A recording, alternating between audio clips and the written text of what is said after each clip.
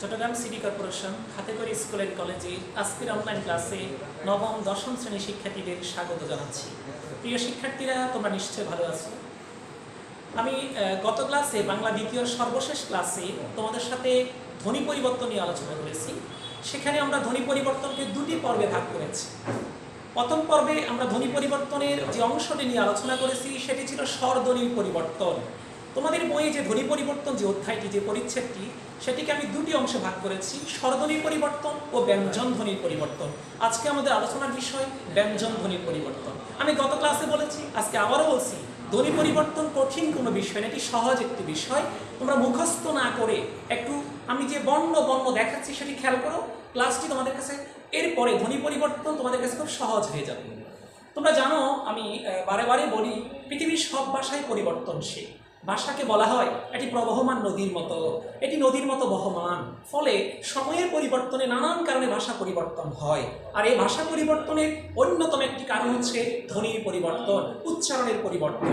আমরা যখন কথা বলি আমাদের উচ্চারণে বিভিন্ন পরিবর্তন আসে এবং সেই পরিবর্তনের মধ্য দিয়ে বাংলায় ধ্বনিগুলোর পরিবর্তন হয়ে যায়, ফলে ভাষারও পরিবর্তন হয়ে যায়। আজকে আমরা আলোচনা করব এবং দেখাবো ব্যঞ্জন ধ্বনির কিভাবে পরিবর্তন ঘটে। আমাদের উচ্চারণের সুবিধার জন্য বা অন্য কোনো কারণে আমরা বাংলা ব্যঞ্জন ধ্বনির কী কী পরিবর্তন নিয়ে আসি এবং সেটি কীভাবে বাংলায় প্রয়োগ হয়, আমরা সেটি নিয়ে আলোচনা করব। আমি গত ক্লাসে তোমাদের বইয়ের 1 থেকে 7 নম্বর পর্যন্ত আলোচনা শেষ করেছি। বাকি আলোচনা আজকে করব 1 থেকে 7 পর্যন্ত তোমাদের ছিল স্বরধ্বনির পরিবর্তন, আর 8 থেকে শুরু করে বাকি অংশ শেষ পর্যন্ত সেটি হচ্ছে ব্যঞ্জন ধ্বনির পরিবর্তন। আজকে আমরা 8 নম্বর থেকে শুরু করব, অর্থাৎ আজকে আমাদের আলোচনার বিষয় হচ্ছে ব্যঞ্জন ধ্বনির পরিবর্তন। আমরা উদাহরণ দিয়ে শুরু করছি। আমরা যখন কথা বলি, তোমরা দেখবো অনেকে বন্ধু বান্ধবরা যখন কথা বলে, রাস্তায় দাঁড়িয়ে আছে একটি মোড়ে, হঠাৎ একটা রিক্সা আসছে দূর থেকে, ওরা কোথাও যাবে, কেউ বললো এই রিক্সা এদিকে আসো, হঠাৎ করে একজন বন্ধু বললো এই রিক্সা এদিকে আসো। এই রিক্সা এটিও সঠিক, রিক্সা এটিও সঠিক, ভুল না। হ্যাঁ, রিক্সাটা হচ্ছে আমাদের প্রচলিত অর্থে, আর রিক্সা এটি ধ্বনি পরিবর্তনের মধ্য দিয়ে ব্যবহৃত হয়। বিভিন্ন কবিতায়, গানে এসব ধ্বনি পরিবর্তনের ব্যবহার আছে, এটি ব্যাকরণ সিদ্ধ। আমরা আসি রিক্সা থেকে রিক্সা কিভাবে পরিবর্তন হবে। প্রথম আসো আমাদের রিক্সা, এই শব্দটি কিভাবে আমাদের কাছে রিক্সায় পরিণত হলো। একই শব্দ আমি দেখাচ্ছি, ধরো লাফ। এই লাফ শব্দটি আমরা অনেকে ফাল বলি, আর নোয়াখালী হলে তো কথাই নেই, সেটা হাল হয়ে যাবে, ফাল। এরপর আসো পিশাচ। পিশাচ এটি আমাদের অনেকের কাছে এখন পিচাস। এই তিনটি শব্দ একটু খেয়াল করো। রিক্সা থেকে রিক্সা, রিক্সা এটি থেকে রিক্সা, লাফ থেকে ফাল, পিশাচ থেকে পিচাস। প্রথমটাই আসো রিক্সা, এটি বানান তোমরা খেয়াল করো। প্রথমে আমি ব্যঞ্জন বর্ণের পরিবর্তন বারবার বলি। আজকে আমাদের আলোচনার বিষয় হচ্ছে ব্যঞ্জন ধ্বনির পরিবর্তন। আজকের আলোচনায় কোথাও স্বরধ্বনির কোনো পরিবর্তন হবে না। যেমন দেখো এখানে রিক্সা, এখানে প্রথমে ব্যঞ্জন হচ্ছে র, তারপরে ব্যঞ্জন হচ্ছে ক, তারপরে স, মানে দন্ত স। কিন্তু পরিবর্তন হয়ে দেখো যখন রিক্সা হয়ে গেছে, সেখানে রটা ঠিক আছে প্রথমটা, পরের দুটো খেয়াল করো। প্রথম রিক্সাতে ক ছিল আগে, দন্তস্ব ছিল পরে, কিন্তু রিক্সা এই শব্দে দন্তস্ব আগে, ক পরে চলে গেছে। অর্থাৎ আগে থেকে কটা পরে চলে গেছে, দন্তস্ব পরে ছিল আগে চলে আসছে। পরেরটা লাফ, ল ছিল আগে, ফ ছিল পরে। ফাল, ফ চলে আসছে আগে, লটা পরে। তাহলে আমরা পরেরটা দেখো পিচাস, তালব্য এবং স। তাহলে উপরের শব্দে ক এবং দন্তস্ব, নিচে মাঝের যে উদাহরণ সেখানে ল এবং ফ, তৃতীয় যে উদাহরণ সেখানে স এবং চ। এই তিনটি উদাহরণ আমরা দেখি দুটি ব্যঞ্জন ধ্বনি বা দুটি ব্যঞ্জন বর্ণ পরস্পরের মধ্যে নিজেদের মধ্যে স্থান পরিবর্তন করেছে। পরেরটা আগে চলে গেছে, আগেরটা পরে চলে আসছে। এবার আমরা বলছি, মনে রাখবে যদি কখনো দুটি শব্দে অবস্থিত দুটি ব্যঞ্জন ধ্বনি পরস্পরের মধ্যে নিজেদের মধ্যে স্থান পরিবর্তন করে, পরেরটা আগে চলে যায়, আগেরটা পরে চলে যায়, তখন ওই পরিবর্তনকে আমরা বলি ধ্বনি বিপর্যয়। আবার বলছি, বাক্যে অবস্থিত দুটি ব্যঞ্জন বর্ণ বা দুটি ব্যঞ্জন ধ্বনি নিজেদের মধ্যে স্থান পরিবর্তন করলে, পরেরটা আগে চলে গেলে, আগেরটা পরে চলে আসলে, এই পরিবর্তনকে বাংলা ব্যাকরণে বলে ধ্বনি বিপর্যয়। তাহলে রিক্সা থেকে রিক্সা, লাফ থেকে ফাল, পিচাস থেকে পিচাস, এগুলো বাংলায় ধ্বনি পরিবর্তন, আর ধ্বনি পরিবর্তনের মধ্যে এটি ধ্বনি বিপর্যয়। তারপরে আসি আমরা পরবর্তী ধারণা চলে যাচ্ছি। আমি তোমাদেরকে গত ক্লাসে স্বর সংগতি দেখিয়েছিলাম, মনে পড়ে কিনা দেখো। তোমাদের বই সম্ভবত 6 নম্বরে, তোমাদের বই 6 নম্বরে ছিল স্বর সংগতি, অর্থাৎ একটি স্বরের প্রভাবে অন্য একটা স্বর পরিবর্তন হবে। আজকে আমরা বলবো সমীববন। সমীববন বলতে বুঝবো একটা ব্যঞ্জনের প্রভাবে অন্য একটা ব্যঞ্জন চেঞ্জ হয়ে যাবে, পরিবর্তন হয়ে যাবে। আমি উদাহরণ দিচ্ছি, তোমরা খেয়াল করো। প্রথমে আসো, আমরা যদি বলি যেমন চক্র, চ কয়ে রফলা চক্র, এটা চেঞ্জ হয়ে আমি যদি বলি চক্ক, এরপর আসো পদ্ম, পদ্ম এ ম, এটা যদি আমরা চেঞ্জ করে বলি পদ্ম, পদ্ম, দ দুটো হয়ে গেছে। ধরো শব্দটা হচ্ছে পক্ক, প কয়ে বফলা, এটা আমরা পরিবর্তন করে এভাবে কয়ে ক দিতে পারি। খেয়াল করো, আমি এটি এক ধরনের পরিবর্তন। আরেকটি পরিবর্তন দেখাচ্ছি, শব্দ হচ্ছে জন্ম। আমাদের দেশে অনেকে আমরা বিভিন্ন কথায় প্রয়োগ করি জন্ম, শব্দ হচ্ছে ধরো কাঁদনা। এই কাঁদনা, এই শব্দটি আমরা পরিবর্তন করে এখন ব্যবহার করি কান্না। তাহলে একটু খেয়াল করো এখানে কি কি পরিবর্তন হলো, আমি একটি একটি দেখাচ্ছি। প্রথম আসো, চক্র, এই শব্দে ক এবং র, খেয়াল করো একটা ছিল ক, একটা ছিল র, তাহলে ক এবং র, সেখানে কিন্তু চক্ক যখন হয়েছে রটা আর নেই, উপরের ক এর প্রভাবে ফলের রটাও ক হয়ে গেছে, অর্থাৎ পূর্বের ব্যঞ্জন ধ্বনির প্রভাবে পরবর্তী ব্যঞ্জন ধ্বনিও পরিবর্তন হয়ে গেছে। পরেরটা দেখো, পদ্ম, প দ এ ম, এই দ এ ম এটা পদ্ম, কিন্তু দেখো পদ্ম যখন হয়েছে দ এ দ হয়ে গেছে, মটা চেঞ্জ হয়ে গেছে, কার প্রভাবে? দ এর প্রভাবে, অর্থাৎ পূর্ববর্তী দ এর প্রভাবে পরবর্তী মটা চেঞ্জ হয়ে দ হয়ে গেছে। এখানে আসো, জন্ম, দন্তান্ময়ে ম ছিল জন্ম, আমরা জন্ম বললে ময়ে ম, অর্থাৎ পরের ময়ের প্রভাবে আগের নটাও ম হয়ে গেছে। কান্না ছিল দ এবং দন্তান্ন, কান্না দুইটা ন হয়ে গেছে, অর্থাৎ পরের নয়ের প্রভাবে আগের দটাও ন হয়ে গেছে। এবার আমরা বলি, একটু খেয়াল করবা, সেটি হচ্ছে আমাদের একটি বিষয় মনে রাখতে হবে তোমাদেরকে, সেটি না বললেই নয়, সেটি হচ্ছে সমীববন বলতে, সমীববন বলতে একটু আমরা যে বিষয়টা খেয়াল করব সেটি হচ্ছে শব্দে অবস্থিত, শব্দের মধ্যে অবস্থিত দুটি ব্যঞ্জন বর্ণ, দুটি ব্যঞ্জন বর্ণ একটির প্রভাবে অন্যটি অল্প বিস্তর সমতা লাভ করলে তাকে সমীববন বলে। আবার বলছি, শব্দে অবস্থিত একটি ব্যঞ্জনের প্রভাবে অন্য একটি ব্যঞ্জন বর্ণ পরিবর্তন হয়ে অল্প বিস্তর সমতা লাভ করলে, অর্থাৎ একটা ব্যঞ্জন বর্ণের প্রভাবে অন্য আরেকটি ব্যঞ্জন পরিবর্তন হয়ে কাছাকাছি চলে আসবে, একই হয়ে যাবে, তখন তাকে বলে সমীববন। সমীববন ভিন্ন ভিন্ন হতে পারে, প্রগত সমীববন, পরাগত সমীববন, অন্যান্য সমীববন। আমি দুটি দেখাচ্ছি, তোমরা খেয়াল করো।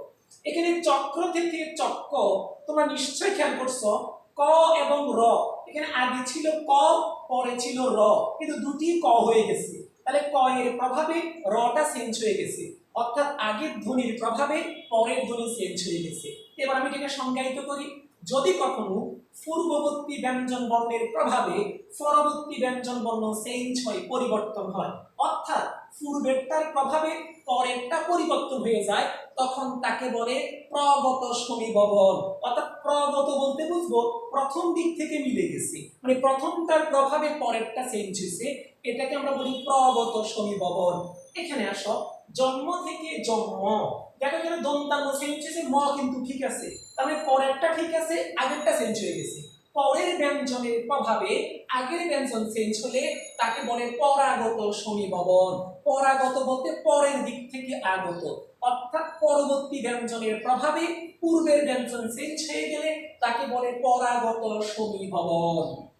আমি তাহলে সমীববন শেষ করছি, আবারও বলি, বাক্যে শব্দে অবস্থিত একটি ব্যঞ্জনের প্রভাবে অন্য একটি ব্যঞ্জন চেঞ্জ হয়ে সমান হয়ে গেলে, সমতা হয়ে গেলে, তখন তাকে বলে সমীববন। আগেরটার প্রভাবে পরেরটা চেঞ্জ হলে তাকে বলে প্রগত সমীববন, আর পরেরটার প্রভাবে আগেরটা চেঞ্জ হলে তাকে বলে পরাগত সমীববন। আচ্ছা, এবার আমরা চলে যাব বিষমীববন। সমীববন তোমরা নিশ্চয় বুঝছো, এবার আসো বিষমীববন। বিষমীভবনটা কি খেয়াল করো। সমীভবনে আমরা পেলাম অমিল থেকে মিলে গেছে, আর বিষমীভবন হচ্ছে মিল থেকে অমিল হয়ে যাবে। যেমন ধরো একটা শব্দ শরীর, আমরা অনেকেই এই শরীর শব্দকে বলি শরীর, আমরা একটা কমন শরীর বলি। যেমন শব্দ হচ্ছে লাল, বাংলাদেশের কোনো কোনো অঞ্চলে লাল শব্দকে বলে নাল। একটু খেয়াল করো, প্রথম শব্দে আসো শরীর, দুটি র ছিল পাশাপাশি, রটা নিশ্চয়ই ব্যঞ্জন ধ্বনি, তাহলে দুটি ব্যঞ্জন একই এবং পাশাপাশি।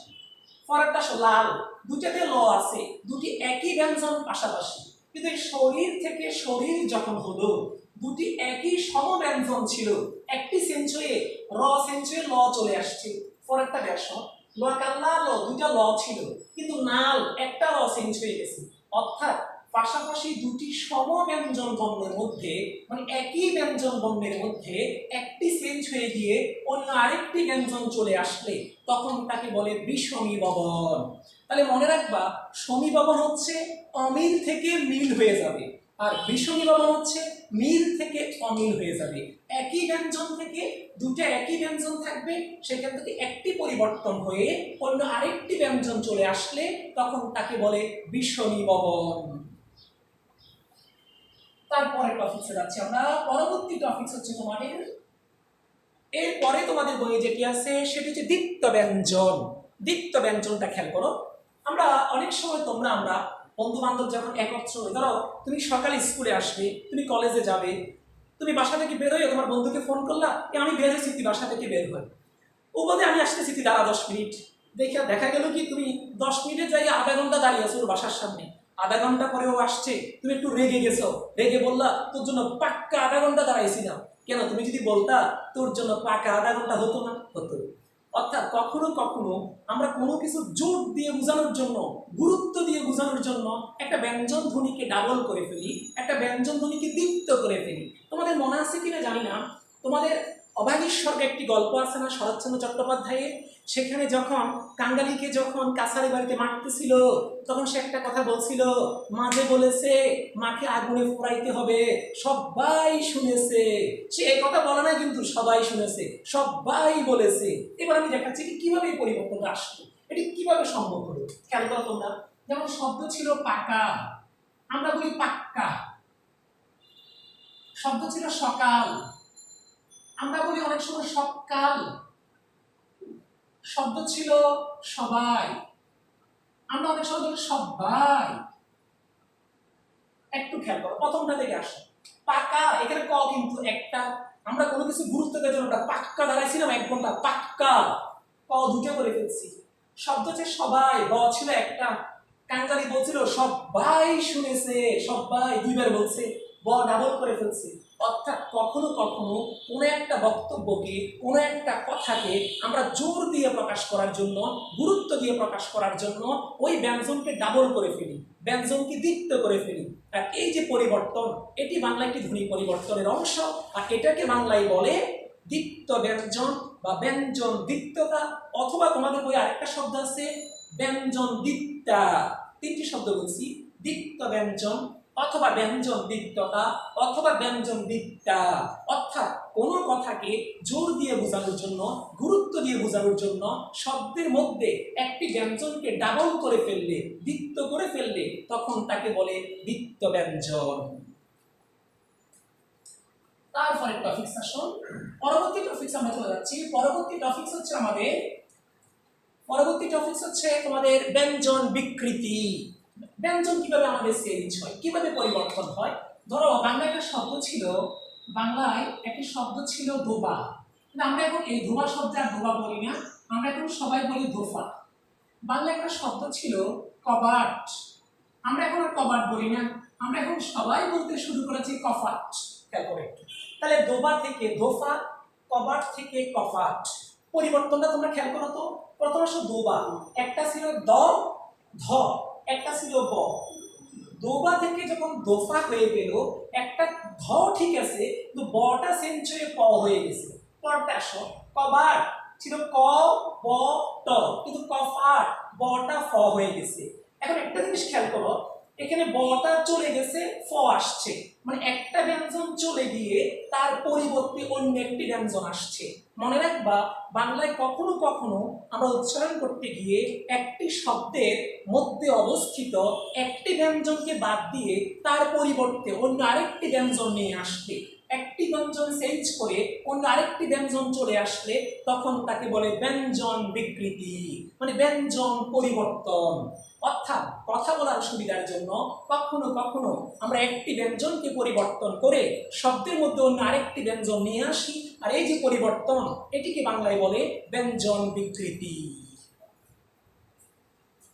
তারপরে আসো ব্যঞ্জন চ্যুতি। তারপরে আমরা যাব ব্যঞ্জন চ্যুতি। এটা তোমাদের বিশেষ করে তোমরা চিটংইয়ান যারা চট্টগ্রামের মানুষ, তোমাদের জন্য খুব বেশি প্রয়োগ করে এটি। আমি উদাহরণ দেখাচ্ছি ব্যঞ্জন চ্যুতি। ধরো শব্দ হচ্ছে বড় দাদা, তোমরা বলো বড়দা। শব্দ হচ্ছে বউ দিদি, এটি আমাদের একটি অংশের মধ্যে প্রচলন আছে, আমরা বৌদি ডাকি। বিশেষ করে আমাদের সনাতন ধর্মাবলম্বী যারা হিন্দু ধর্মাবলম্বী অনেকেই বৌদি ডাকে, বউ দিদিকে বৌদি বলে। তাহলে দুটি শব্দ একটু খেয়াল করো। প্রথম শব্দে আসো বড় দাদা, এখানে দাদা দ দুটো ছিল, অর্থাৎ একই ধ্বনি দুইবার বলছিলাম আমরা সেখানে। কিন্তু বড়দা, তোমরা চিটংয়ের মানুষ একজনকে দেখাও বলো ও বড়দা কেন আসুন আসুন না, তো বড়দা যখন বলছো দ কিন্তু একটা আসছে, দুইটা আসে নাই। নিশ্চয় খেয়াল করছো তোমরা। তাহলে বড় দাদা, দাদা সমধ্বনি দুইটা ছিল, অর্থাৎ একই ধ্বনি দুইবার ছিল সেখানে। বড়দা একবার চলে আসছে, তাই একটা দ হারিয়ে গেছে। পরেরটা আসো বৌদি দি, দিতে আমরা বলছি বৌদি, দ একবার আসছে আরেকবার হারিয়ে গেছে। কখনো কখনো উচ্চারণের সুবিধার জন্য বা অন্য কোনো কারণে শব্দের মধ্যে সম উচ্চারণের দুটি ধ্বনির মধ্যে একটি হারিয়ে গেলে, আবারও বলছি, শব্দের মধ্যে সম উচ্চারণের একই উচ্চারণের দুটি ধ্বনির মধ্যে একটি হারিয়ে গেলে তখন তাকে বলে ব্যঞ্জন চ্যুতি, বা বলে ধ্বনি চ্যুতি, বা বলে ব্যঞ্জন বিচ্যুতি। তিনটা নাম বলছি, ব্যঞ্জন চ্যুতি বা ধ্বনি চ্যুতি বা ব্যঞ্জন বিচ্যুতি। তবে এটার সাথে কাছাকাছি আরেকটা আছে, সেটি দেখাচ্ছি আমি। ধরো ফাল্গুন, একটু খেয়াল করো, ফাল্গুন এটাকে আমরা এখন বলি না ফাগুন। যেমন আমাদের দেশে তো একটা বড় অংশ বলে ফাগুন মাস, আর নোয়াখালী ফেনী সন্ধিতলা হাগুন মাস, ওই যে ফকে হ বলে হাগুন মাস। তাহলে আসো বিদেশে বলে কিন্তু, অর্থাৎ তোমাদের পাঠ্যশালা কিন্তু হাগুন মাস বলে। এই যে ফাল্গুন থেকে হাগুন, এই যে আগমনটা হলো আমাদের, সেটি খেয়াল করো। ফাল্গুন শব্দটি কিভাবে হাগুন আসছে, অর্থাৎ ফাগুন হলো কিভাবে। আমরা আরেকটা শব্দ দেখাচ্ছি, আমরা আলাহিদা, আলাহিদা থেকে আমরা যদি বলি আলাদা, আলাদা বলি, একটু খেয়াল করো। ফাল্গুন থেকে ফাগুন, আলাহিদা থেকে আলাদা। ফাল্গুন এই শব্দে একটা ছিল ল, একটা ছিল গ। ল এবং গ এই দুটি শব্দের মধ্যে দুটি বর্ণ, একটা ল ধ্বনি একটা গ ধ্বনি। ফাগুন যখন হলো, তোমরা দেখো গটা কিন্তু ঠিক আছে, ও লটা এখান থেকে হারিয়ে গেছে, তাই না? ফাল্গুন থেকে ফাগুন যখন হয়েছে সেখানে ল বর্ণটি আর নেই, ল ধ্বনিটি সেখান থেকে হারিয়ে গেছে।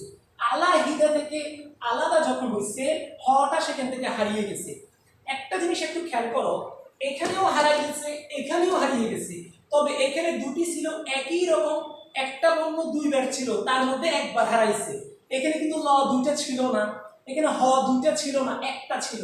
দুইটার মধ্যে পার্থক্য করে দিচ্ছি, একটা বর্ণ একই সাথে দুইবার থাকলে এবং সেখান থেকে একবার হারাই গেলে সেটা হচ্ছে ব্যঞ্জন চ্যুতি। কিন্তু একটা বর্ণ একবারই আছে, এমনি শব্দ থেকে যে কোনো একটা ব্যঞ্জন বর্ণ বা ব্যঞ্জন ধ্বনি হারিয়ে গেছে তাকে বলে অন্তর্হতি। মনে থাকবে, দুটি সমব্যঞ্জন থেকে হারিয়ে গেলে তখন তাকে বলে ব্যঞ্জন চ্যুতি। আর একটা ব্যঞ্জন শব্দ থেকে হারিয়ে গেছে, সেটি দুইবার ছিল না, একবারই ছিল শব্দে, এমনটি হারিয়ে গেলে তখন তাকে বলে অন্তর্হতি। তাহলে এটি হচ্ছে অন্তর্হতি আর এটি হচ্ছে ব্যঞ্জন চ্যুতি। এবার আসো অবিশ্রুতি। অবিশ্রুতিটা তোমাদের বই একটু কঠিন করে ফেলছে, আমরা একটু কঠিন করে শিখবো না, আমরা একটু সহজ করে শেখার চেষ্টা করি। তোমাদের বই যেটি অবিশ্রুতি যেটি, সেটি আমরা একটু সহজ করে শেখার চেষ্টা করি। সেটি আমাদের কাছে একটু ভিন্ন রকম। সেটি হচ্ছে এমন, আমি দেখাই তোমাদেরকে। ধরো আমি বললাম চলিয়া, তুমি বললাম চলে। আমি বললাম শুনিয়া, তুমি বললাম শুনে। বললাম করিয়া, তুমি বললাম করে। একটা জিনিস খেয়াল করো, চলিয়ে থেকে চলে, বলিয়ে থেকে বলে, শুনিয়ে থেকে শুনে, করিয়ে থেকে করে। এই অংশটা কিন্তু সাধু ভাষার ক্রিয়াপদ, এই অংশটা চলিত ভাষার ক্রিয়াপদ। মনে রাখবা, সাধু ভাষার ক্রিয়াপদগুলো ভাষার পরিবর্তনে চলিত রূপ ধারণ করলে তখন আমরা তাকে বলবো অভিশ্রুতি। তাহলে আমরা অভিশ্রুতি এরকম মনে রাখবো, চলিত ভাষা সাধু ভাষার ক্রিয়াপদগুলো চলিত রূপ ধারণ করবে, আর এই যে পরিবর্তন, এই পরিবর্তনকে আমরা বলবো অভিশ্রুতি। পরবর্তী টপিকসে আসি। তোমাদের এরপরের যে টপিকসটা তোমাদের সেখানে আছে সেটি হচ্ছে, তোমাদের পরবর্তী টপিকস হচ্ছে হকার লোভ, রকার লোভ। রকারটা কিভাবে লোভ পায় আমি দুটি উদাহরণ দিয়ে দেখাই। ধরো তুমি একজনের সাথে মুখে মুখে কথা বললা, তর্ক করলা, তর্ক। এখন এই লোকটা স্বাভাবিকভাবে তোমার উপর খুব রেগে গেছে, রেগে গেছে বললো, তোমাকে গরম হয়ে সে বললো, বেয়াদব আমার সাথে তর্ক করস। তারপরে তর্ক শব্দটি তর্ক হয়ে গেছে কিভাবে, মানে পরিবর্তনটা কিভাবে হলো?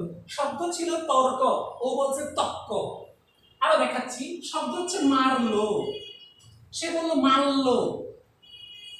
শব্দ ছিল করলাম, সে বলছে করলাম। একটা জিনিস খেয়াল করো, এখানে এই পাশে প্রত্যেকটাতে র ছিল বা রেফ ছিল, এই পাশে কোথাও র নেই, রটা হারিয়ে গেছে। তবে এখানে একটা কথা আছে, র হারিয়ে গেলে একটা শর্ত হচ্ছে যেই বর্ণের আগে র ছিল ওই বর্ণটাকে ডাবল করতে হবে। অর্থাৎ কোন বর্ণ থেকে রকার লোপ পেলে, র ধ্বনি লোপ পেয়ে গেলে র এর পরে যে ধ্বনিটা থাকবে সেই ধ্বনিটাকে দ্বিত্ব করতে হয়, দুইবার করতে হয়। যেমন দেখো তর্ক, ত ছিল, তারপরে রেফ মানে র, তারপরে ক, কিন্তু ক ক কিন্তু দুটো হয়ে গেছে, খেয়াল করছো?